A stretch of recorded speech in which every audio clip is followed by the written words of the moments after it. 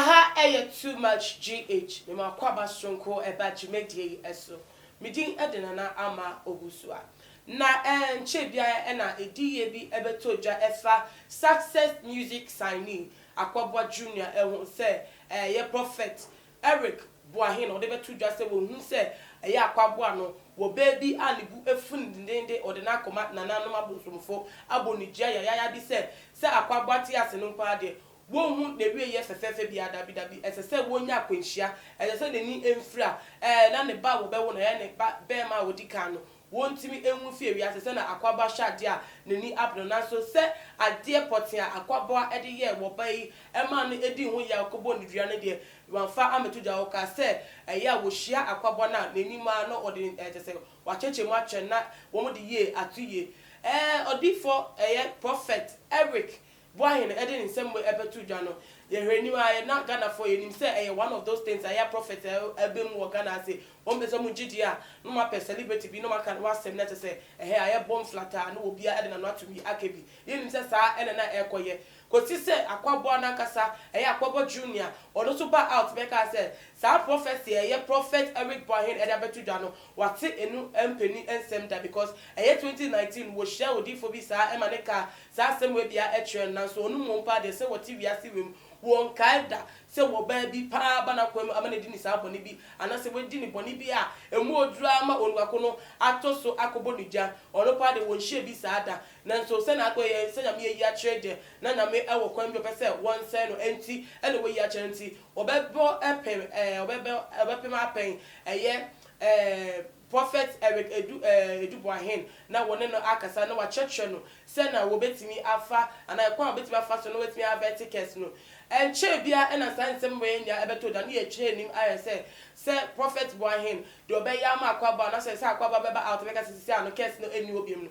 ya ante ne sa na self acclaimed queen of comedy efashas nega de insemfo fokla abepie emu afa revelation na se prophecy a eba efa Akwaboah Junior ehuna efashas nega nsema odi tu da ne se si ano wone wo ba na what do me Akwaboah no ba na wo brazy sa cases no kan nsema mu odru se etu Akwaboah no so no wone ma no one sa wo ba no edi nhyiemu na wo ba no a kire mu kire ne se Akwaboah se ye ka sei ewo ne busuem ni nua bema wodi na chi ne younger brother ko tese ne ni efra se ye ne ka se ntimi pache se kes na wo no abayiwa no wode to Akwaboah so na start adwuma na busuem no ebi start ededi se ne nua eketua etimi eni efra eno na ye ensema na se ye eno na dedi se ne kes no adwuma nkasa enti nsema wode beto dwa na kana focus se Ghana ha so yete so yete nsema o yatensem wampa na obi ayu bibi na wo hwe waka asem na enye ya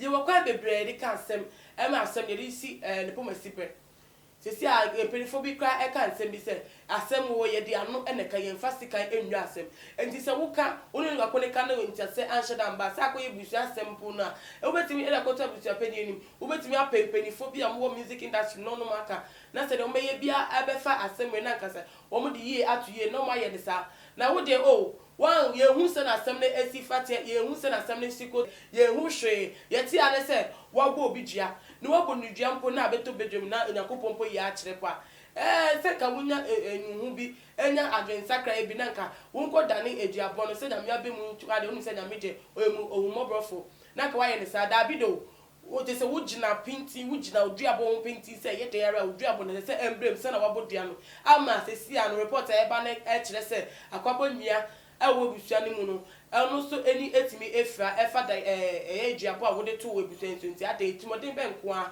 de mbone nko a na Akwaboah da yo one crown wokum wo busua na se bone ben pa no de yewa ama wo duaboi wetime bobi duama te se edifo ni ade o ma no tum kra still na ugine duaboi a won te se won da no wano ye ama se si ano ezuzu so no aba Akwaboah Junior ni nua anase the tree ba eso na ebi mo so ka se hwe ewiase we wona wudi obi bone a wonim se Yakopon de wo fa ne bo o chance na wa 20 wudi ni sa na wo ye ni ye fama nyame edunim se obi na wo de kono so a wo de manyame nyi obi a wo ewiase ye nem wo bia na adwen wo bia na suban wo bia na se na wo tese wo sufa ye na adwen anase wo sufa ye na ade efa enti se wo Uni obi daily, nobody in the wicked, and I say, why you be I had to in Bakuno. No way to me, aunt now, as want to aunt, I say, end soon. No, Bakuno crack, I saw approach, no, can't cry, no one, just 1 year drink Papa Amana.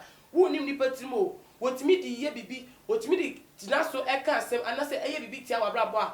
If you know not acquire Yama Bebre, not quite the same Sabasa and Akwaboah, as a senka, will be a cancer, Onya D. and Upono, Senka one tenacity. No, soon a brabo, may the club roof you cry, and they are. Ubeka bibi, ubet me at last no to one motion or babum, or barben, a minute Yakasa, and Tiasia Anyajuma, or barben Ponam, yin be there, and Yamiaka, who say the Emicrack Babia, Nanka Pachobi, Akopanacho, and what last is from 2019, I 2020, oh, that's what to Amma, no Yania Danomeno. I started a Juma, I will be Simu, and a damn pan of person, and I say, oh, person, one gets getting involved with the accident, as someone said, and Parampara will be at the most, send a D for the Edanity Achono, and so why you would Juma, obey with Mana, now Kwabanakasa, and a Watson and Simpson, as a watching chance, so Ama or how say, Albany Bush, maybe Musuka say, first of the Nimino. Or you be away controversial, or no so or you as a do sell in Sambia or Canabua and Quabu also yet for hype. It's maybe a bit me up and say,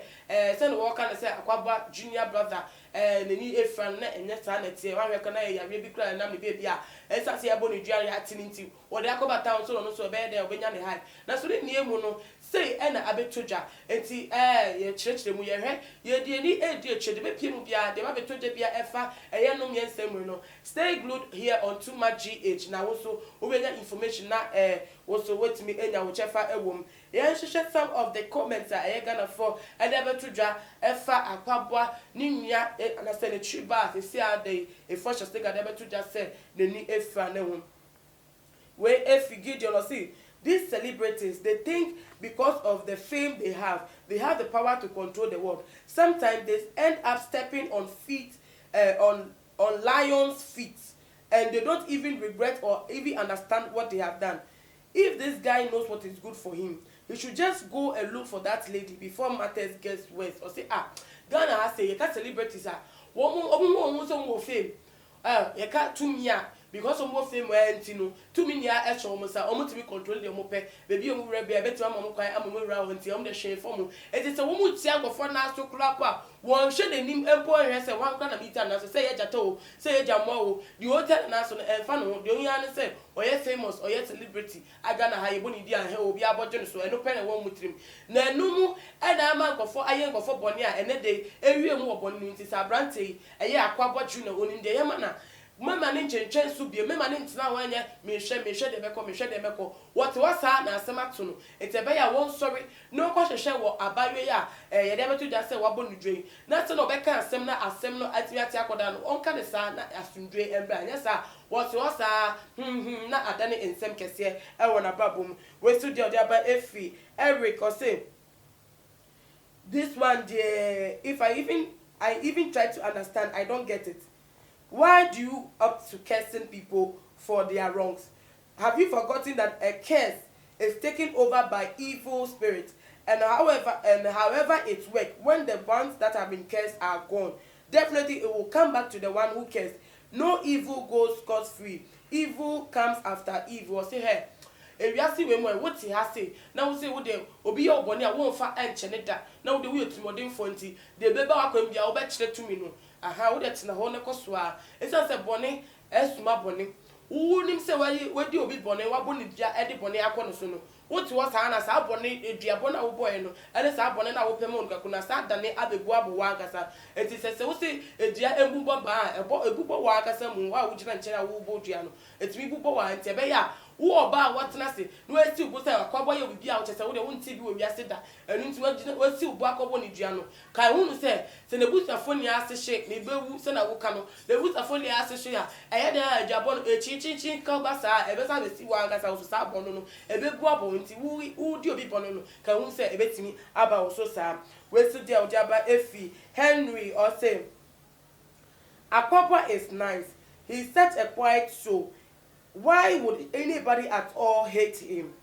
Ladies are evil. Ladies are not mere ladies as we see them. Or say, she Akwaboah no. Akwaboah a nice guy. Akwaboah a very gentle. Akwaboah you be a calm spirit. And today pan would be you be a oh na ko no be fa na bufom aye obai be fa na bufom abonidwa na ene ema aba no ye de ehu omo enika so mo ye ma no ma girls bebre na efi bebi omu free enti ebe ya se woni obi je ya dele ni ye ne hu se enye ni bebia ene ye nipa we so de ba efi Anthony Ako or say first of all, who is this lady at all? Let her be revealed first. If they have information about her, let her be revealed so that she can be shamed publicly, because these kind of things are cake. And in the olden days, I say wo be kra pokra no wana kra ene yetimi mboni di yetimi efa ne meto bedwem ebe ya efa ne meto no obi ehu no obi ambon ho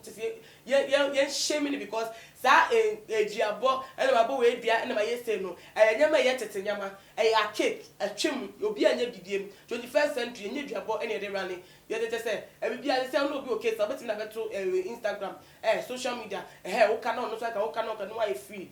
And then the 21st century, I didn't tell the job your life. It's a lady now. Why is it?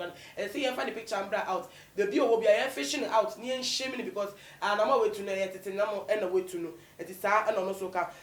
Most of the comments are Ghana for editor. What you say? Baby, no any lady no any drink. A bit any Akwaboah so any drink. Say wait me do be born. No man who money real efi. And that's what I say. Actually, I must say we are born able to keep effect. I want to boost your man son. Obey be for one. Why be for one thing? We munyano and say for that. What's up with shame? Then I go drink a fast and wing. Then I bet me I can't. They say at the avenue, Akwaboah, you see in here, and the tree bar, the younger brother, and then you need a free. He be says a case here, and I started Edan and Woody, Akwaboah, and in the booster for and I said, I will be and I'm the baby, and I've been a Akwaboah, the younger brother, to see a year cast, and as a reporter, better their HS, Wonya, and if I ye a baby. They work be over to me either to ja too much G0es your comment section. Ebi mo so no over to me I share video way. I'm out of full obi bia wo bomb no so I get informed with the latest happenings here in our nation Ghana. Share video way. Share. So na catch no onu so onya information in film. Ebi also subscribe by clicking on the subscription bell and what as well and say na baby wo bia no over to me notification ebi bia you be upload another viral video.